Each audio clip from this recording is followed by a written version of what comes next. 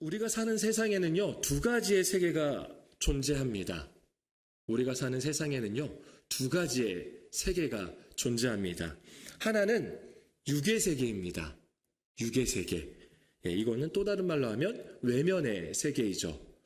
또 하나는 영의 세계입니다. 영의 세계는 내면의 세계라고도 말을 할 수가 있습니다. 육의 세계는요, 오감이라고 하죠. 오감이 뭐가 있죠? 5가지의 감각 뭐가 있죠? 청각, 순서 상관없습니다. 또 미각, 촉각, 그렇죠. 또 후각, 시각, 맞아요. 5개 다 이야기하셨어요. 시각, 후각, 그 다음에 미각, 청각, 촉각이 있습니다. 이 5가지의 감각을 오감이라고 합니다. 예를 들어서 지난 주일에 언급했던 흑백 요리사를 한번 예를 들어보겠습니다. 요리사들이 나와서 음식을 만들어 놓습니다. 근데 요리사들이 음식을 내어놓을 때 대충 내어놓나요? 맛있으면 됐지 뭐 이렇게 하나요? 아닙니다. 그 음식을 보면요, 우선은 후각과 미각만 자극하는 게 아니에요. 후각, 냄새만 좋은 게 아닙니다. 맛만 좋은 게 아닙니다. 플레이팅이라고 하죠. 아주 이쁘게 꾸며놓습니다. 다시 말해서 시각적인 효과도 있다는 거예요. 시각도 맛있게 만든다는 겁니다. 보기에 좋게 만든다는 것이죠. 뿐만 아닙니다. 또 촉각도 있죠. 촉각. 이건 촉각은 식감이라고 할 수가 있습니다. 먹었을 때 이 식감도 매우 중요한 요소가 되기도 합니다. 또 청각, 먹을 때 나는 소리가 있잖아요. 이 청각도 굉장히 중요하다는 거예요. 그리고 음식을 이렇게 분해할 때 나는 소리들, 이런 것들이 굉장히 이 음식을 먹을 때 중요한 요소로 자리 잡힌다고 합니다. 그래서 오감을 만족시키는 음식을 먹는 사람은 그 음식으로 하여금 육의 세계가 행복해지는 거예요. 다시 말해서 육의 세계가 행복하려면 이 오감이 만족되면 됩니다. 오감이 만족되면은 육의 세계가 만족이 되고 행복을 느낄 수가 있습니다. 제가 이러한 음식을 보니까요, 저도 막 만족스럽더라고요. 분명히 좀 전에 밥을 먹었는데 그러한 음식들을 보니까 또 먹고 싶어져요. 저만 그런 거 아니죠? 여러분들도 그렇잖아요. 그런 음식들 보면 먹고 싶다 라는 생각이 든다라는 겁니다. 육의 세계는 그렇습니다. 먹어도 계속 배가 고파요. 오감을 만족시키면 됩니다. 그런데 영의 세계는 다르다라는 거예요. 이 내면의 세계는 다르다라는 겁니다. 영의 세계는요, 시각, 눈으로 볼 수 없습니다. 냄새로 맡을 수 없고요, 맛도 볼 수 없어요. 들을 수도 없고요, 만질 수도 없습니다. 영의 세계는 자신만 압니다. 자신만 알 수 있어요. 오늘은 그 영의 세계에 대해서 함께 말씀을 나누고자 합니다. 오늘 본문에 보면 예수님과 한 인물이 등장합니다. 누구죠? 맞습니다. 니고데모입니다. 그리고 니고데모가 어떤 사람인지 1절에서 말해주고 있어요. 우리 본문 1절 말씀, 본문 1절 다시 한번 읽어보겠습니다. 그런데 바리새인 중에 니고데모라 하는 사람이 있으니 유대인의 지도자라. 니고데모가 어떤 사람이라고 하죠? 첫 번째로는 바리새인이라고 합니다. 바리새인은 율법에 대해서 많이 알고 그 율법을 행하는 사람입니다. 그러니까 율법대로 굉장히 열심히 행하고 율법도 많이 하는 사람이라는 거죠. 그리고 보니까 유대인의 지도자라고 합니다. 당시에는 산헤드린 공의회라는 게 있었어요. 산헤드린 공의회. 그 산헤드린 공의회의 회원이라는 것입니다. 어렵죠? 쉽게 말해서 우리로 말하자면 국회의원쯤 되는 거예요. 국회의원. 그러니까 배운 사람입니다. 그리고 도덕적으로도 굉장히 행실이 바른 사람입니다. 그리고 사람들로부터 인지도가 높은 사람입니다. 그런데 그에게 있어 궁금하기도 하면서 영적으로 내면의 세계가 채워지지 않은 것이 있었다는 겁니다. 우리로 말하자면 오래 교회를 다녔지만 성경도 보고 세례도 받았고 직분도 받았지만 성령의 체험이 뭔지, 예수를 만난다는 게 뭔지, 그래서 때로는 저 사람 열심히 왜 이렇게 기도하는 거야? 부러워 라고 한다라는 거죠. 아니, 저 사람 어떻게 저런 신앙 고백을 할 수 있지? 아니, 저 사람 어떻게 저렇게 확신 있게 전도할 수 있는 거지? 부럽다 라고 느낄 때가 있다라는 거예요. 왜? 영의 세계가, 내면의 세계가 채워지지 않기 때문입니다. 영의 세계와 내면의 세계가 공허함을 느끼기 때문이라는 거예요. 여러분, 다시 한번 말씀드리지만 우리가 사는 세상에는요, 영의 세계가 존재합니다. 내면의 세계가 있습니다. 이것을 육의 것으로 대신 채울 수가 없습니다.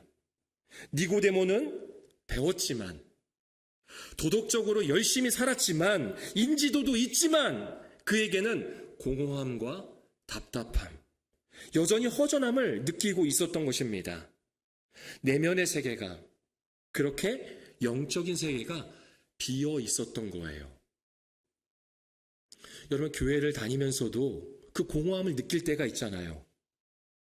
영적인 공허함, 영적으로 비어 있는 상태가 되어 있을 때가 있잖아요. 하나복 네트워크 대표인 김형국 목사님은 비어있는 내면의 세계를 이렇게 말을 합니다. 내면의 외로움, 공허함, 답답함, 깨어짐, 헝클어짐이 있어도 어차피 사는 게 다 이렇지 뭐, 다른 사람은 안 그런가? 오늘 밤엔 영화나 한 편, 술이나 한잔 하지 뭐, 이러면서 내면이 끝없이 외치는 넌 껍질만 번지르르 하잖아 라는 목소리를 외면합니다. 우리의 내면에서는요, 우리의 영은 끊임없이 말하고 있습니다. 지금 그 공허함을, 허전함을, 답답함을 육의 것으로 채우려 하지 말고 영으로 채워야 한다고 말하고 있습니다. 그래서 니고데모는 밤에라도 찾아가서, 남들의 시선을 피해서 그렇게 밤에라도 찾아가서 예수님을 만나고 싶었습니다. 그리고 질문하고 싶었던 거예요. 자신의 그 공허함, 답답함, 채워지지 않은 부분에 대해서 말입니다. 우리 2절 같이 한번 읽어보겠습니다. 본문 2절입니다. 그가 밤에 예수께 와서 이르되 랍비여, 우리가 당신은 하나님께로부터 오신 선생인 줄 아나이다. 하나님이 함께 하시지 아니하시면 당신이 행하시는 이 표적을, 여러분 말씀드렸다시피 니고데모는 배운 사람입니다. 도덕적으로도 흠잡을 데 없는 사람입니다. 사람들로부터 인지도가 높은 사람입니다. 하지만 그는 자존심을 내려놓더라도 이 질문을 꼭 하고 싶었던 것입니다. 우리는 질문하는 만큼 보이게 됩니다. 질문하는 만큼 들을 수 있습니다. 그리고 질문하는 만큼 깨달을 수 있습니다. 여러분들이 이 교회 나오실 때 그냥 오늘 한번 예배 드리지 뭐, 그냥 어떻게 순서 진행되는가 이렇게 보는 게 아니라, 그래서 오늘도 예배 잘 보고 갑니다가 아니라 끊임없이 여러분들 나오실 때, 이 자리에 오실 때 질문하셔야 됩니다. 내 허전함, 내 공허함, 내 영적인 답답함을 질문하셔야 되는 거예요. 니고데모는 그러한 질문을 하고 있는 것입니다. 그래서 질문이 중요한 것입니다. 왜냐? 질문하는 만큼 보이고 질문하는 만큼 들리고 깨달을 수 있기 때문입니다. 그리고 그 깨달음은 생각이 되는 거예요.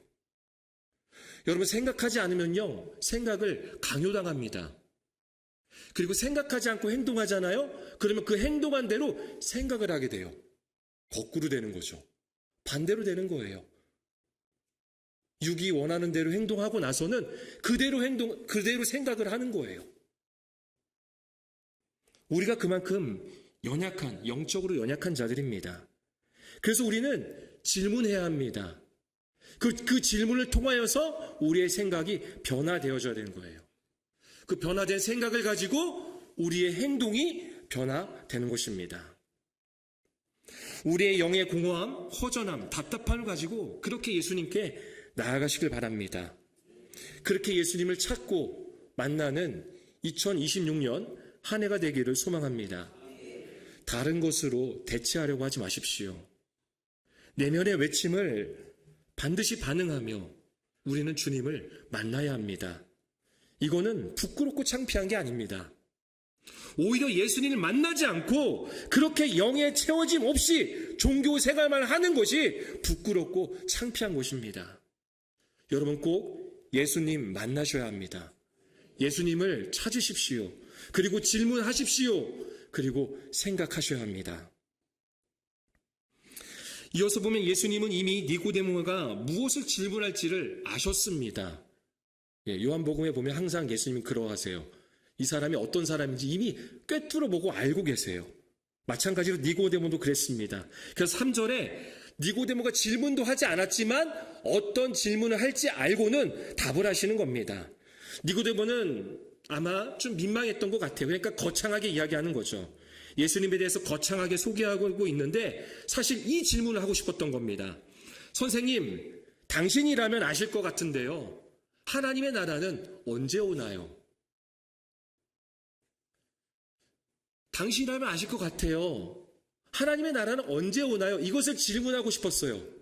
그런데 이 질문을 하기도 전에 예수님 먼저 그 말을 끊고 말씀하시는 거예요. 그 말씀이 바로 3절입니다. 우리 3절 말씀 함께 읽어보겠습니다. 예수께서 대답하여 이르시되 진실로 진실로 내게 이르노니 사람이 거듭나지 아니하면 하나님의 나라를 볼 수 없느니라. 거듭나지 아니하면 하나님의 나라를 볼 수 없다고 말씀하십니다. 다시 말해서 거듭나야지만이 하나님의 나라를 볼 수 있다라는 거예요. 여러분 거듭나면은 두 가지 의미가 있습니다. 거듭남, 우리가 잘 아는 것은 앞에도 소개하고 있는데요. 두 번째죠. 다시 태어나다. 이것을 거듭났다라고 하잖아요. 또 하나의 의미는 위로부터 태어나다입니다.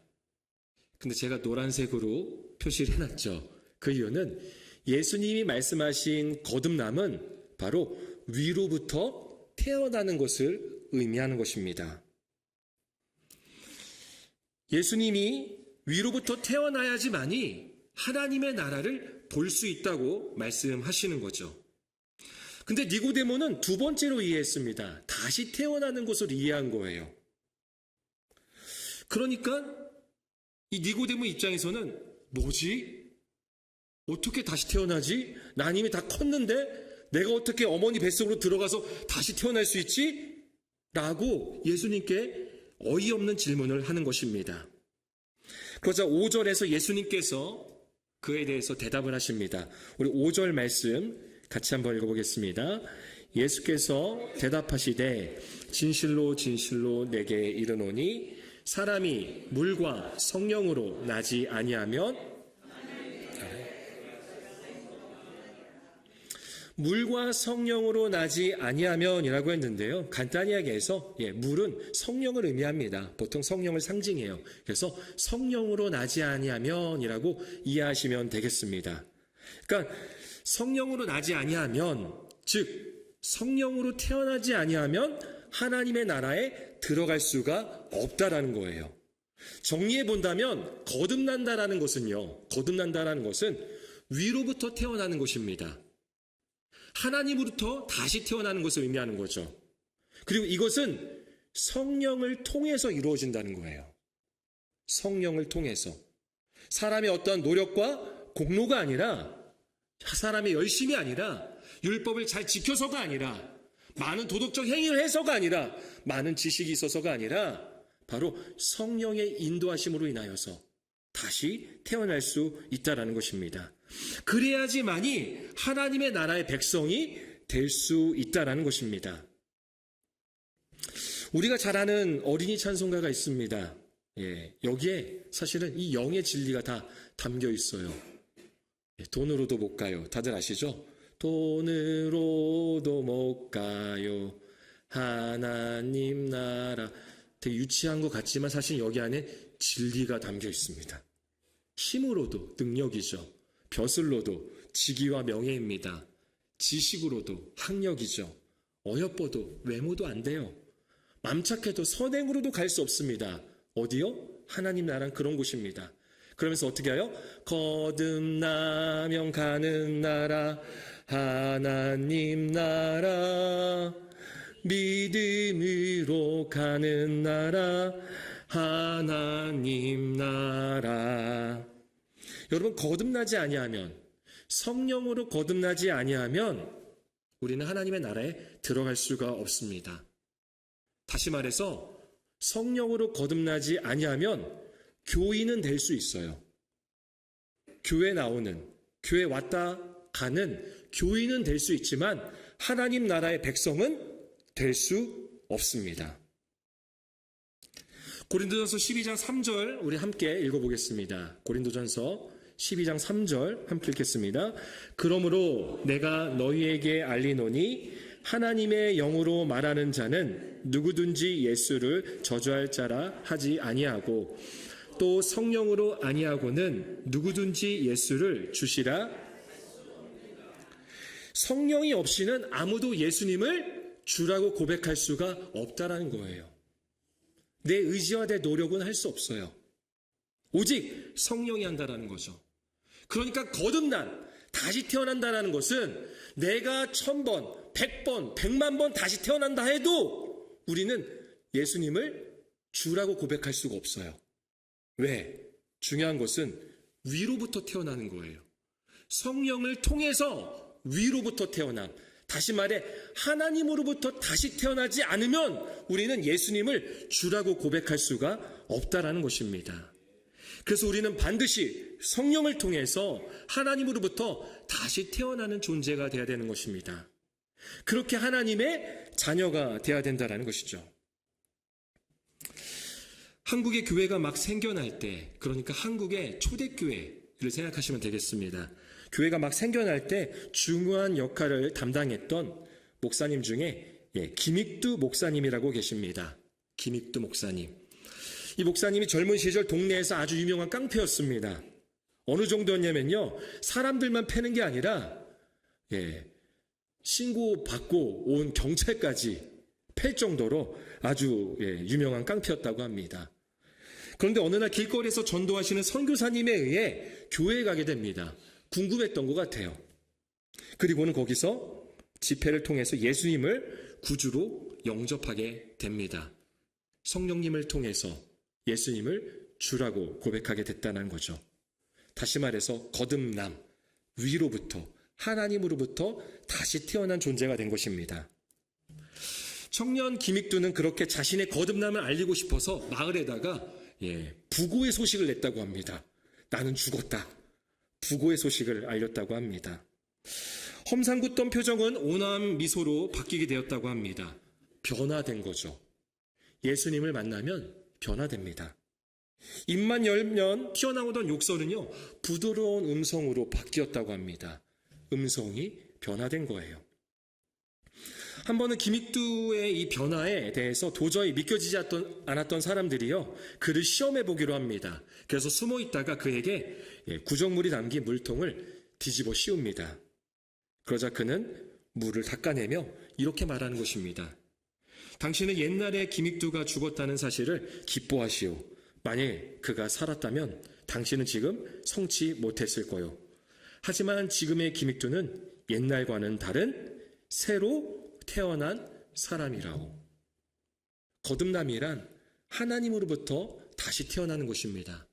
성령을 통해 하나님으로부터 다시 태어난 존재가 되었기 때문에 하나님의 자녀로서 살아가는 거예요. 그렇게 변화된 모습으로 살아간다는 것이죠. 성령을 통해 위로부터 다시 태어나야 합니다. 하나님으로부터 태어났을 때, 그렇게 다시 하나님으로부터 태어났을 때 진정한 변화가 있게 되는 것입니다. 니고데모도 마찬가지였습니다. 요한복음 3장에서는요, 큰 변화가 없어요. 니고데모의 변화는 나타나지 않아요. 니고데모는 질문만 하고 끝납니다. 그런데 나중에 보면은 그가 다른 바리새인들 앞에서 예수님을 두둔합니다. 그리고 후에는 아리마대 출신의 요셉과 함께 예수님의 장례를 치릅니다. 바리새인이자 유대인의 지도자인 그가 예수님에 대해서 이렇게까지 할 수 있게 된 것은 예수님을 주인으로 섬기고 있다는 것입니다. 질문을 예수님께 가져와서 예수님을 만났을 때 그가 변화된 거예요. 성령을 통해서 위로부터 하나님으로부터 다시 태어난 존재가 되었다라는 것입니다. 그의 변화된 삶이 후에 나타나게 됩니다. 광주 소명교회를 담임하고 있는 박대원 목사님이 회심과 개종에 대해서 이렇게 정의를 합니다. 주인을 바꾸고 세계관을 바꾸고 그에 따라 삶의 방식과 목표를 바꾸는 것이 회심이라면 기존의 욕망과 생각은 그대로 둔 채 종교만 새로 바꾸는 것을 개종이라고 합니다. 우리에겐 무엇이 필요할까요? 회심이 필요하겠죠. 회심에 변화가 있어야 합니다. 그러려면 질문을 예수님께 가지고 와야 합니다. 그렇게 예수님을 만나는 것입니다. 그랬을 때 성령으로 거듭나게 되는 것이죠. 그렇게 하늘에서부터 하나님으로부터 다시 태어나는 존재가 되는 것입니다. 그럴 때 내 삶의 주인이 그리고 보는 관점이 가치관이 삶의 방식과 목표가 바뀌게 되는 것입니다. 이것이 바로 회심의 변화입니다. 우리가 잘 아는 사도 바울도 그러했습니다. 사도 바울도 변화가 일어났잖아요. 빌립보서 3장 5절과 6절, 빌립보서 3장 5절과 6절 같이 한번 읽어보겠습니다. 내가 8일 만에 할례를 받고 이스라엘 족속이요 베냐민 지파요 히브리인 중에 히브리인이요 율법으로는 바리새인이요 열심으로는 교회를 박해하고 바울은요 8일 만에 할례를 받을 정도로 정통 이스라엘 사람이었습니다. 뿐만 아니라 히브리인 사람이고요. 그리고 바리새인이었습니다. 그리고 그는 로마 시민권자였어요. 남들이 다들 부러워하는 로마 시민권자였습니다. 당시 최고의 학자인 가말리엘의 문화생이기도 했습니다. 가문, 학벌 다 대단한 사람이었습니다. 더불어서 예수를 믿는 사람들을 박해할 정도로 열심으로 율법을 행하던 사람이었습니다. 그랬던 그가 육의 세계, 외면의 세계로부터 남부러울 것 없던 그가 어떻게 고백을 하는지 우리 빌립보서 이어서 8장 상반절을 세번역 성경 앞에 나와 있습니다. 세번역 성경으로 함께 읽어보겠습니다. 그뿐만 아니라 내 주 예수 그리스도를 아는 지식이 나는 그 앞에 모든 것을 해로 여깁니다. 나는 그리스도 때문에 모든 것을 잃었고 그 모든 것을 오물로 예수 그리스도를 아는 지식이 가장 소중하다라는 거예요. 그래서 육의 세계, 외면의 세계에서 가장 소중하다고 여겼던 것들을 뭐로 여긴다고요? 마지막에 보니까 오물로 여긴다고 합니다. 여기에 오물이라고 했고요. 우리가 가진 개역개정에서는 배설물이라고 해요. 이 배설물은 진짜 사람의 배설물을 이야기하는 게 아니라 인분을 이야기하는 게 아니라 원어의 의미로 보면요. 가축에게 던지다예요. 그러니까 우리 가정일 할 때 싫어하는 것 중에 하나가 뭐죠? 음식물 쓰레기 버리는 거잖아요. 바로 음식물 쓰레기를 말하는 겁니다. 음식물 쓰레기. 그 당시에는 음식물 쓰레기를 가축들에게 던졌어요. 그러니까 가축의 먹이로 던진 거죠. 바로 음식물 쓰레기를 이야기하는 겁니다. 그러니까 가축이나 동물들에게 던져주었던 음식물 쓰레기로 자신이 지금까지 소중하다고 생각했던 것들을 여긴다는 거예요. 왜 이렇게까지 그동안의 수고와 노력을 추구하고 소원했던 것을 짐승들에게나 던져주는 음식물 쓰레기로 여기게 되었을까요? 이어서 8절 하반절과 9절을 역시나 세번역 성경으로 같이 한번 우리 마지막으로 읽겠습니다. 나는 그리스도를 얻고 그리스도 안에 있는 사람으로 인정받으려고 합니다.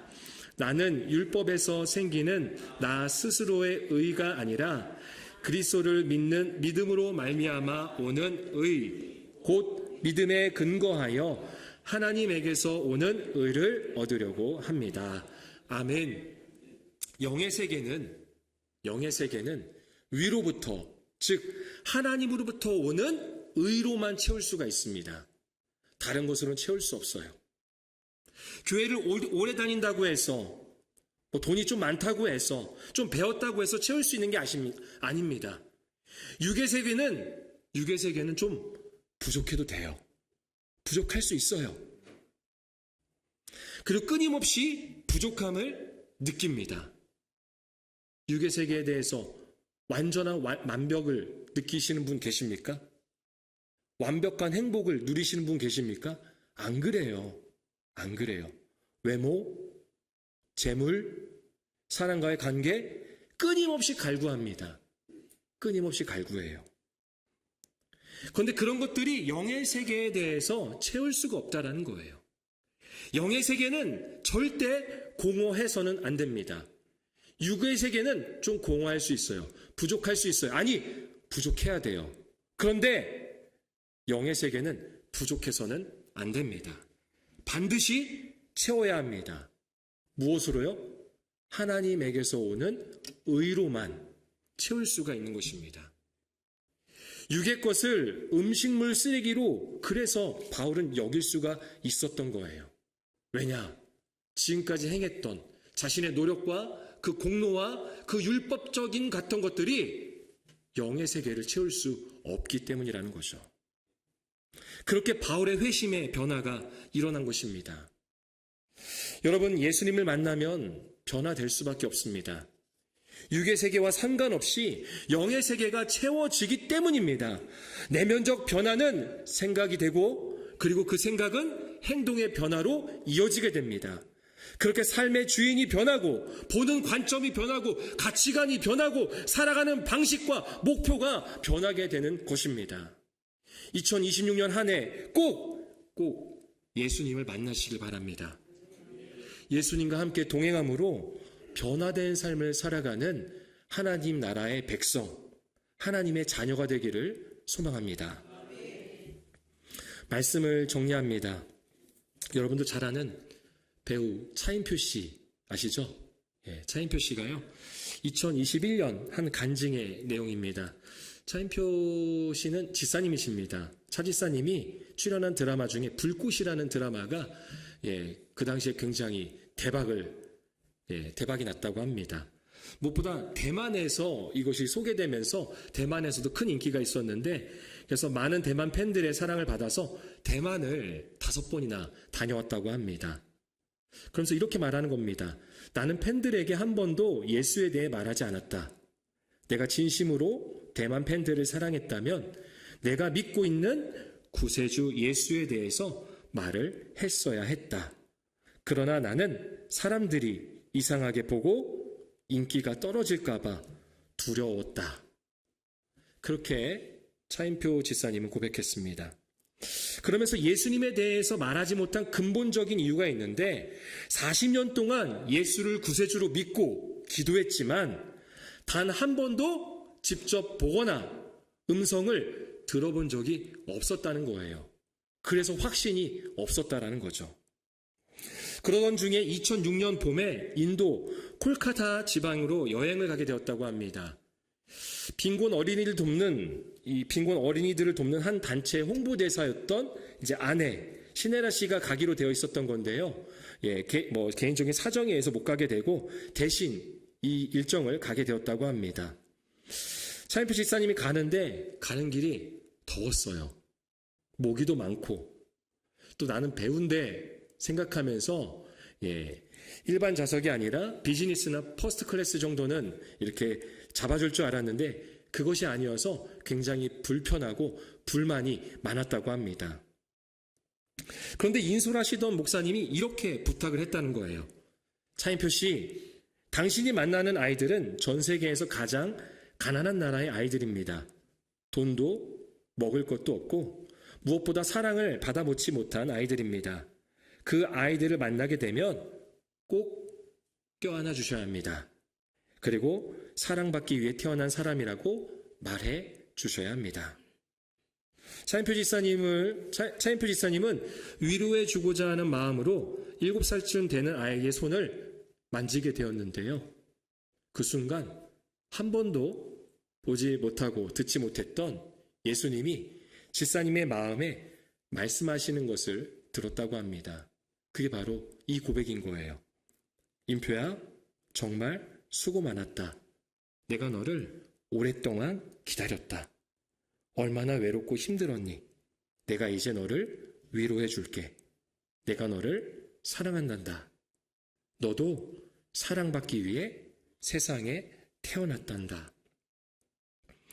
이렇게 하나님을 만난 이후로 차인표 지사님은 예수님은 눈에 보이지는 않지만 살아 역사하시는 분임을 확실하게 깨달았다고 합니다. 그래서 더 열심히 빈곤 아동들을 돕는 데 힘썼다고 합니다. 그의 변화된 모습이 있었던 것이죠. 예수님을 만나면 변화됩니다. 그리고 그 예수님은 우리를 먼저 위로해 주시는 거예요. 니고데모가 예수님을 만났을 때 니고데모는 혼나고 돌아가는 존재가 아니라 그래, 그동안 질문이 많았지, 고민이 많았지, 답답했지, 공허했지, 내가 알려줄게. 거듭나야지만이 하나님 나라에 들어갈 수 있어. 라고 예수님은 말씀하시는 겁니다. 오늘 우리에게도 그렇게 말씀하십니다. 우리가 인생에 대한 질문, 영의 세계에 대한 질문을 주님께로 가져왔을 때, 야, 너는 신앙생활 그렇게 오래 했는데 그것도 모르냐? 아니, 뻔질하게 찬양도 하면서 직분도 받았음에도 불구하고 넌 아직도 그 모양 그 꼴이냐? 라고 하시는 게 아니라, 그래, 그 공허함, 그 답답함 내가 채워줄게. 내가 너에게 거듭남을 허락해 줄게. 성령을 통해서 이루어질 수 있어. 라고 말씀하시는 겁니다. 그렇게 2026년 한 해가 우리의 마음이 새로워지고 변화된 삶이 되기를 소망합니다. 그럴 때 우리의 영의 세계가 진정한 행복을 누리게 되며 위로부터 다시 태어남을 고백하며 나아갈 때 우리는 이 세상의 어떤 곳에도 빼앗기지 않는 그런 존재가 되는 것입니다. 육의 것이 좀 부족할 수 있어요. 남들보다 좀 부족할 수 있어요. 적을 수도 있어요. 그런데 그게 부럽지 않아요. 왜요? 영의 세계, 내면의 세계가 채워졌기 때문입니다. 성령을 통해서 위로부터, 하나님으로부터 다시 태어난 존재, 그렇게 하나님의 백성, 하나님의 자녀가 되었기 때문에 진짜 행복을 누리는 자가 되는 것이죠. 그러한 2026년 한 해가 되기를 축원합니다.